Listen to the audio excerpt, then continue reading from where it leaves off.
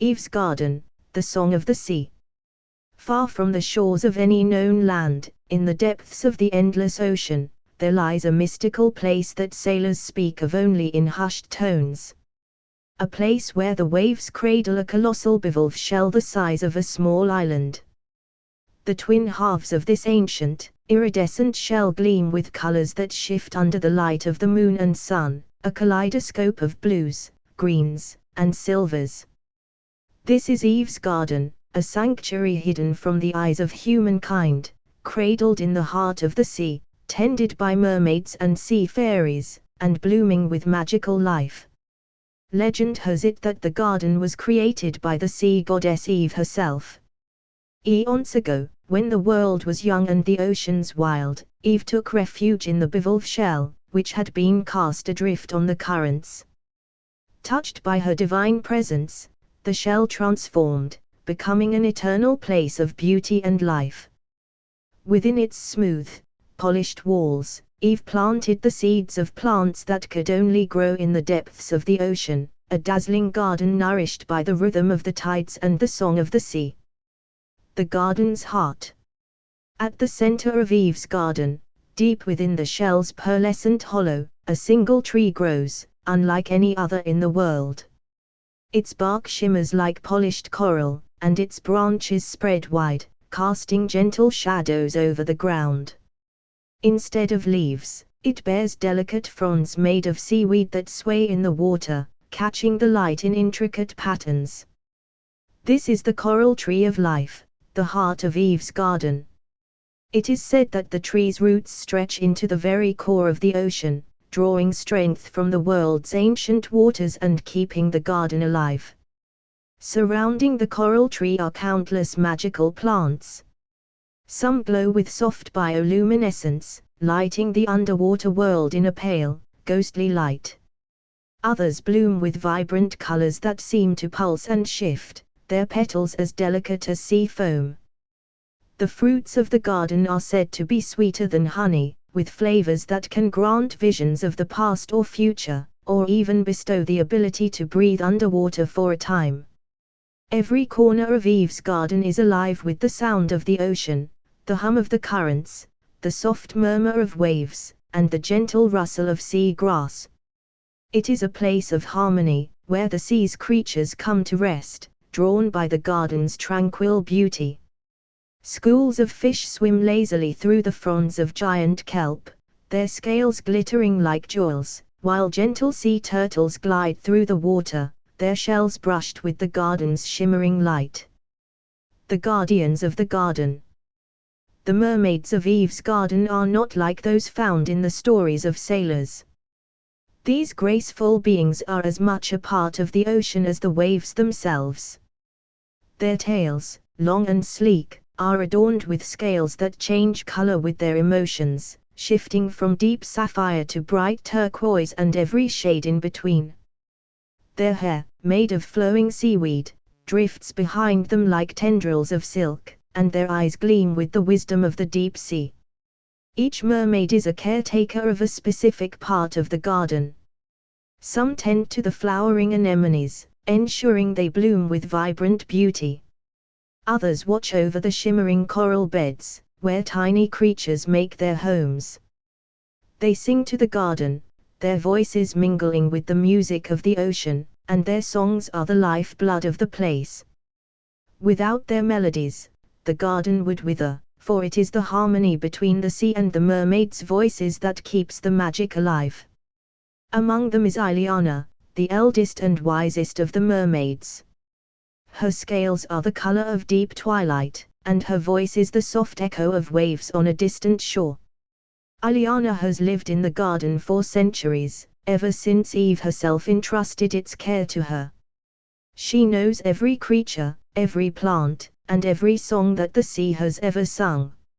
It is said that when Ileana sings, even the ocean's fiercest storms are calmed, and the currents pause to listen. Alongside the mermaids dwell the sea fairies, tiny, delicate creatures no bigger than a pearl.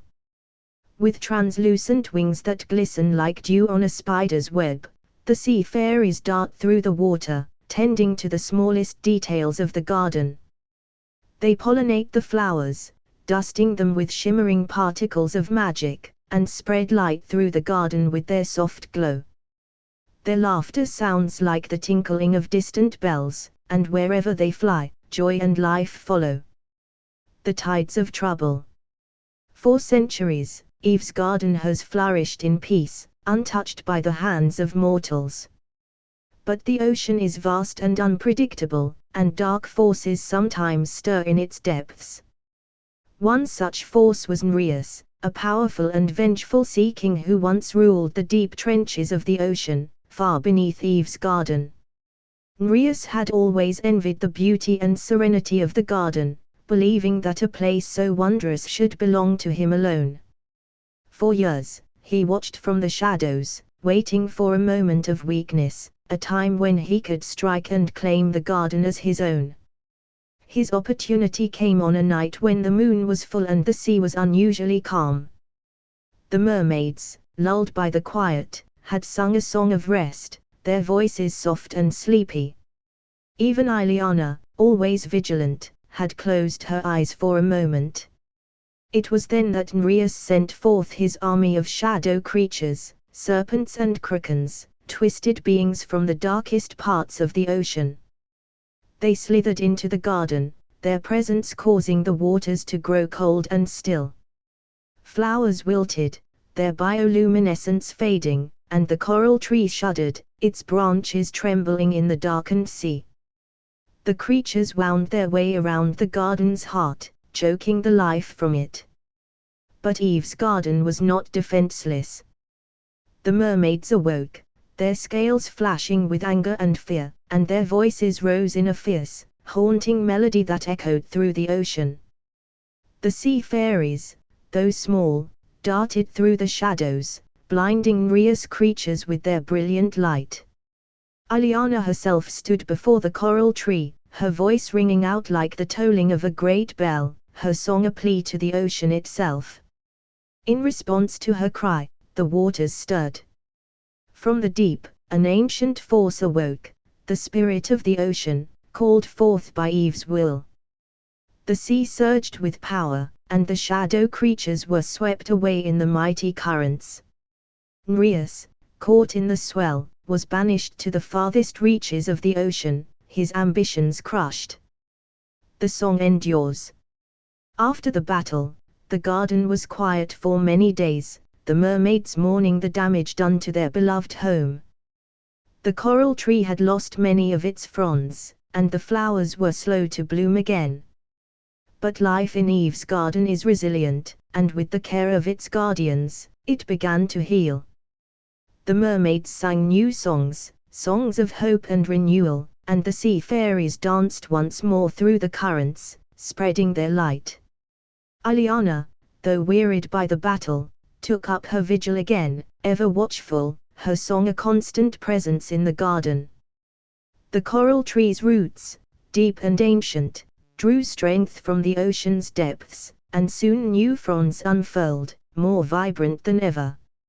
Eve's garden continues to flourish, a hidden paradise in the heart of the sea, where mermaids and sea fairies live in harmony, tending to the magic that keeps the ocean alive. And though dark forces may rise again, the garden remains a place of peace and beauty, protected by the ancient songs of the sea. And so, the tale of Eve's garden is passed down in whispers among sailors and storytellers, a reminder that even in the deepest waters, beauty and magic endure, watched over by the guardians of the sea. Eve's garden, the awakening of the deep. Though the sea had quieted, and Eve's garden returned to its serene beauty, the currents of the ocean never rest. Deep within the trenches where light never reached, the banished sea king, Nereus, brooded in silence. His defeat had not quenched his ambition, but only sharpened his resolve. The darkness of the abyss swirled around him, and as he lay coiled in his prison, a plan began to form.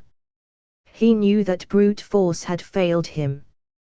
The magic of Eve's garden was too powerful, its guardians too vigilant. But the ocean was ancient, and its secrets ran deeper than even Ileana or her sisters could fathom. If Nereus could not destroy the garden from above, he would do so from below, reaching into the forgotten places, where even Eve's touch had not ventured. Among these forgotten places was a legend far older than the mermaids or the sea fairies, a tale of the Leviathan, the first creature born of the ocean's fury. It was said that the Leviathan slumbered beneath the world, chained by Eve herself in the earliest days, when chaos ruled the seas. Nereus had only heard whispers of this ancient beast, a creature so vast that it could swallow entire kingdoms, so powerful that even the tides feared its waking. It was a force not of evil, but of raw, untamed destruction. And Nereus would awaken it. The signs of change.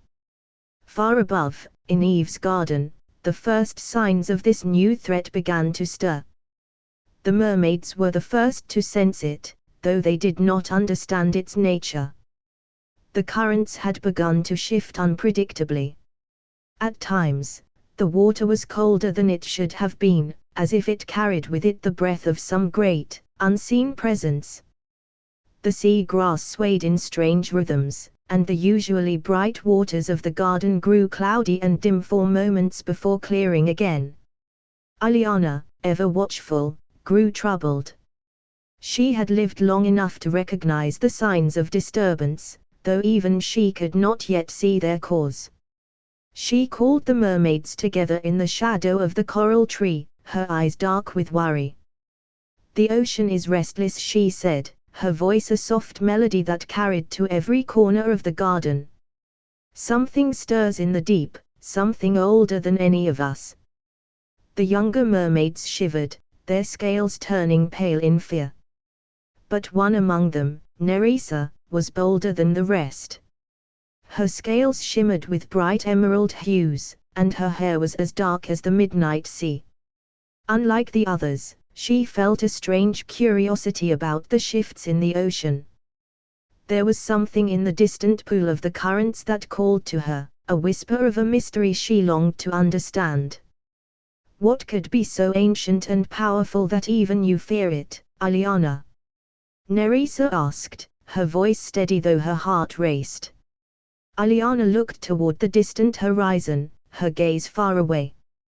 "There are things beneath the ocean that even I do not know. But I feel something. A force awakening, a power that could undo all that we have tended here." The descent into the abyss. That night, Nerissa could not sleep. She drifted through the garden's waters, her mind turning over Ileana's words again and again. Though she loved the garden deeply, her curiosity was stronger than her caution. If something was truly rising from the deep, she wanted to know what it was. There was a part of her that believed knowledge could be a shield, that understanding the danger might give them a way to fight it. And so, in the stillness of the garden, while the others rested, Nerissa swam toward the outer edges of the bivalve shell, to where the sea stretched dark and endless beyond the glow of the garden's magic. As she crossed the threshold, she felt the temperature of the water drop sharply, a chill that seeped into her bones. But she continued, her heart steady, her fins pushing her deeper into the unknown. Hours passed as she swam downward, the light of the garden fading into a distant memory.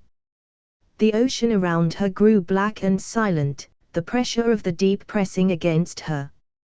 But Nerissa was not afraid. She had always felt a strange kinship with the depths, a sense that she belonged to more than just the garden. It was then, in the absolute stillness of the deep, that she felt it, a tremor in the water, so faint it was barely more than a ripple. But it was there, a rhythmic pulse, like the heartbeat of some great, slumbering creature.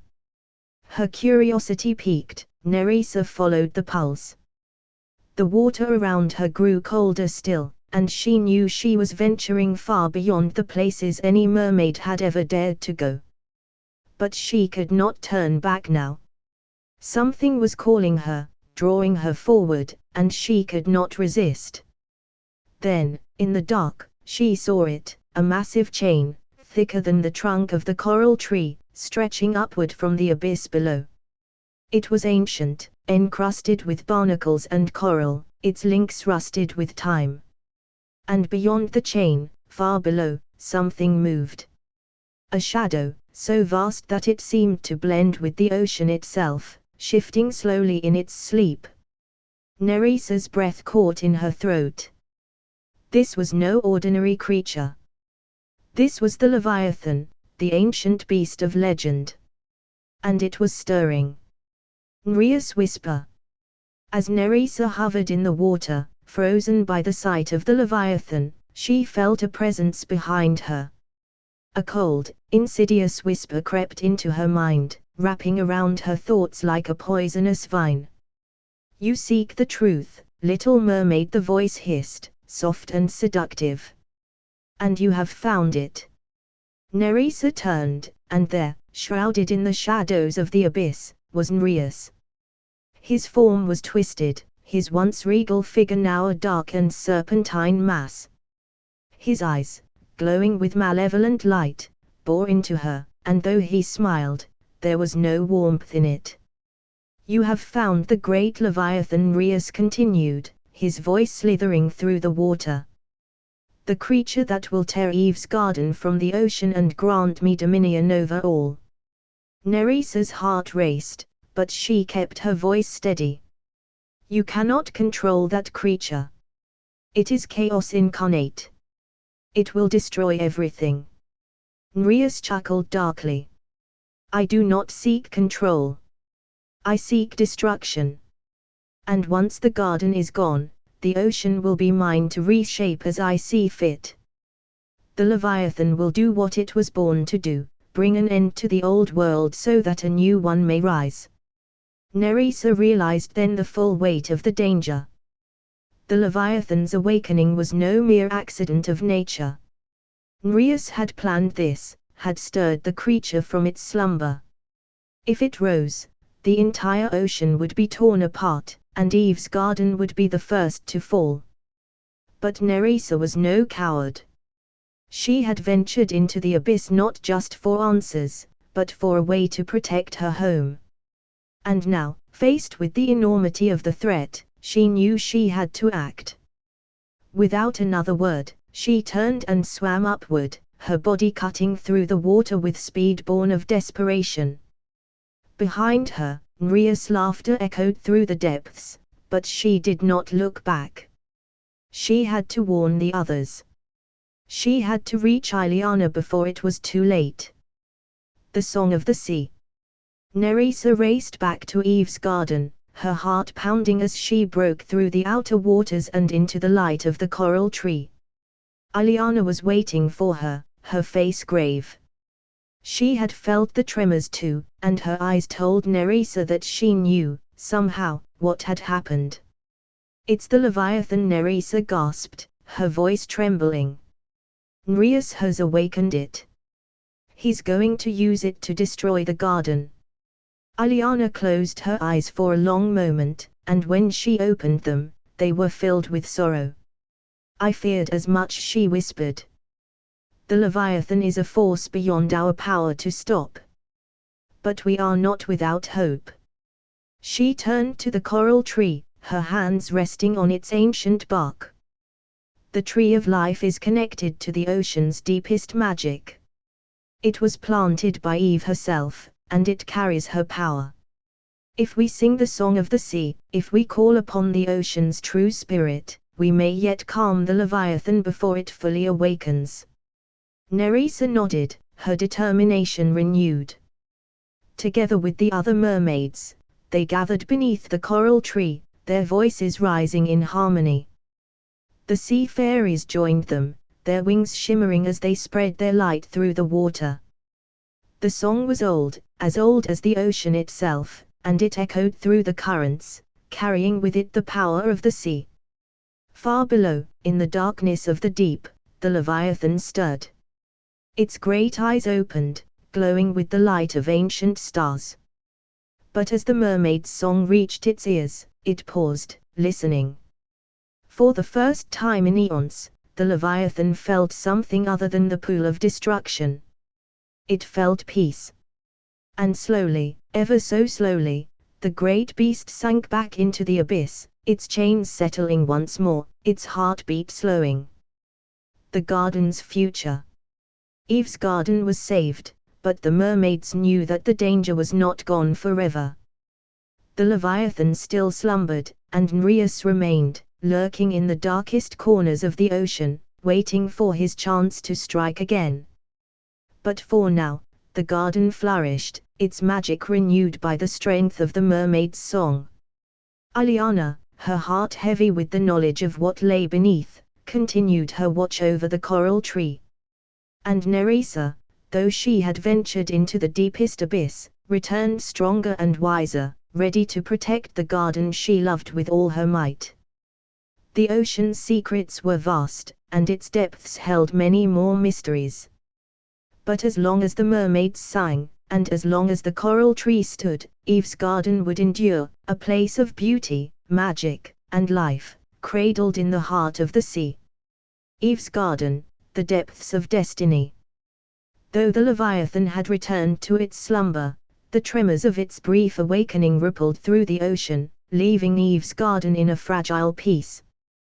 The mermaids sang once more, their melodies weaving through the currents to restore harmony, but the sea itself seemed to hold its breath, waiting for the next movement from the shadows. For Nereus had not vanished, and his ambition had only grown. Whispers in the dark. In the darkest trenches of the ocean, Nereus retreated, his form coiling like a serpent among the ruins of his failed plot. His rage was a storm that churned beneath the surface of his skin, his thoughts racing with new schemes to bring about the destruction he craved. He had underestimated the strength of Eve's garden, the power of the coral tree, and the unity of the mermaids. But his cunning was not so easily thwarted. He would not strike again with brute force, but with subtlety, he would bend the sea to his will from within. There were ancient things in the ocean, forgotten by even the oldest creatures of the deep. Powers that slumbered in the dark, waiting for a voice to call them to the surface.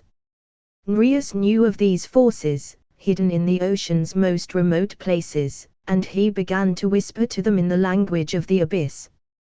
His voice slithered through the water, awakening ancient spirits, dark and primordial, that had once ruled the seas long before Eve's magic had tamed them. One of these spirits was Thalassos, an entity of chaos and change, born from the shifting tides of creation. Thalassos had no physical form, but its presence could be felt in the wildest storms, the deepest whirlpools, and the unpredictable rifts in the sea. Nereus knew that if he could unleash Thalassos, it would bring not only destruction but transformation, twisting the ocean into something unrecognizable, something he could finally control. "Awaken," Nereus whispered into the depths, his voice a sinister echo. "The time has come for you to rise once more. The ocean must be remade." A rising storm.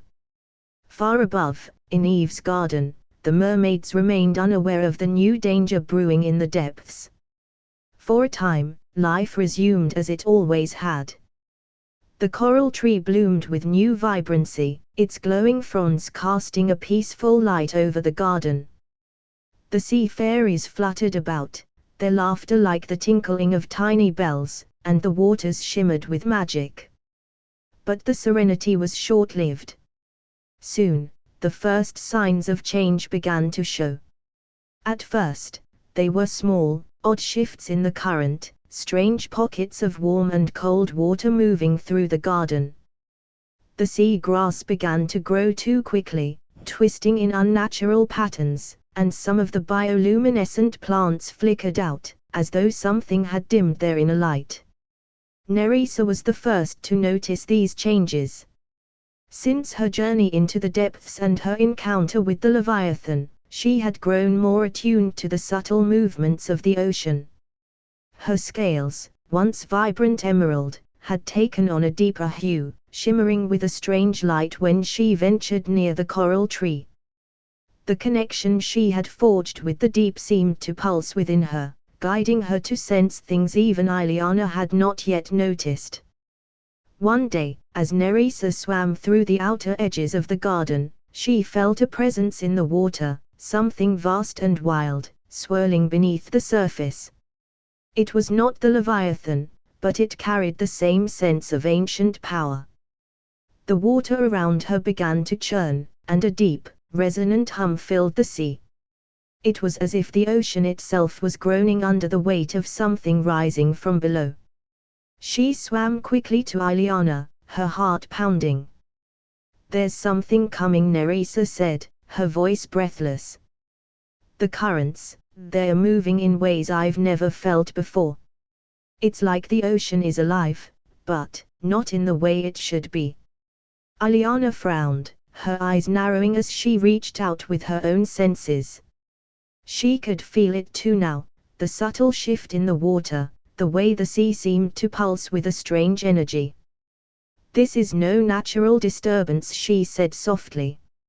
"I fear Nereus has found a new way to strike at us." Thalassos unleashed.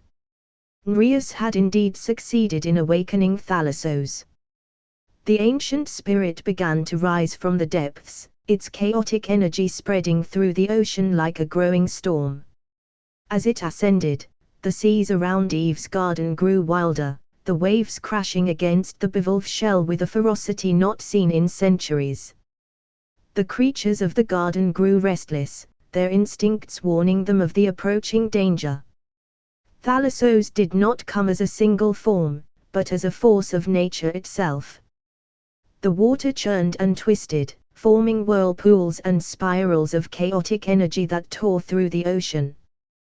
The plants in Eve's garden began to warp and wither, their forms bending unnaturally as the spirit's influence spread. The once harmonious sea began to fracture, as though two worlds were colliding, one of peace and beauty, the other of raw, untamed power.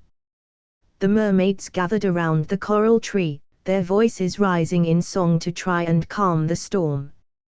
But this was no ordinary disturbance, it was a primordial force that had existed long before their songs had ever graced the waters. Their melodies, though beautiful, could not contain the wild energy that now surged through the ocean.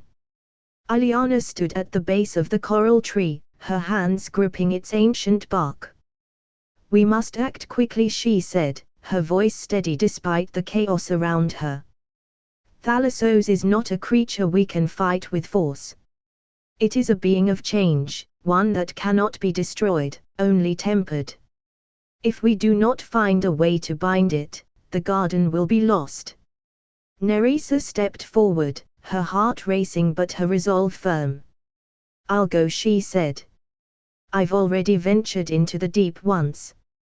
I can feel the pool of Thalassos, I can follow it to its source." Ileana looked at her with a mixture of pride and concern. "This journey will be even more dangerous than before. Thalassos is not like the Leviathan. It is pure chaos.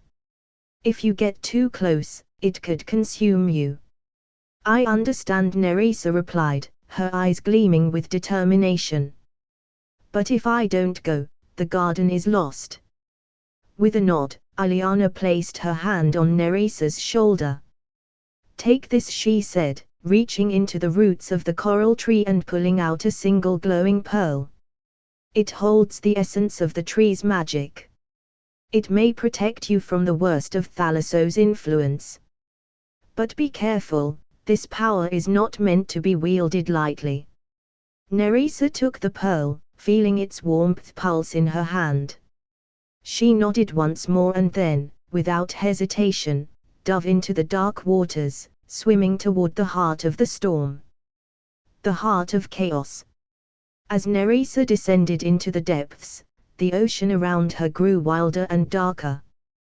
The currents whipped her from side to side, and the water seemed to vibrate with an energy that was both alive and destructive. She could feel Thalassos all around her, a presence without form, a force without boundaries. It was like swimming through a storm that had no center, no beginning, and no end. But Nerissa was not afraid.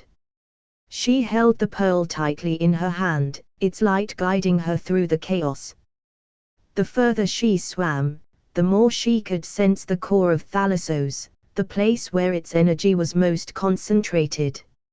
It was there, in the heart of the storm, that she would need to bind the spirit, to calm its fury before it tore the ocean apart. As she neared the center, the water became impossibly dense, pressing against her from all sides. The light from the pearl flickered, struggling to pierce through the swirling darkness. For a moment, Nerissa thought she might be lost, swallowed by the chaos of Thalassos' power.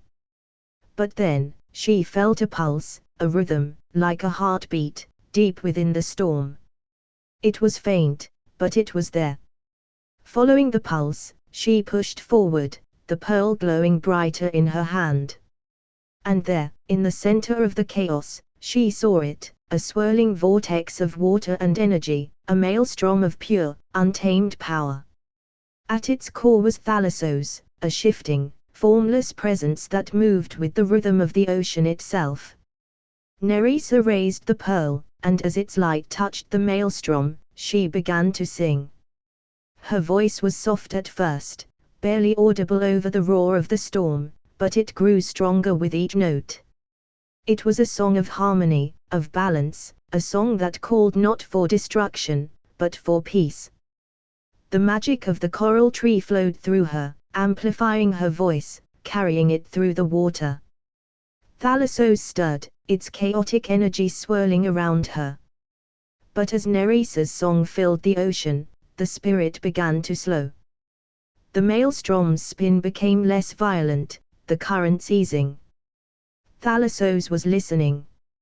Nerissa sang with all her heart, her voice weaving through the storm, calming the wild energy.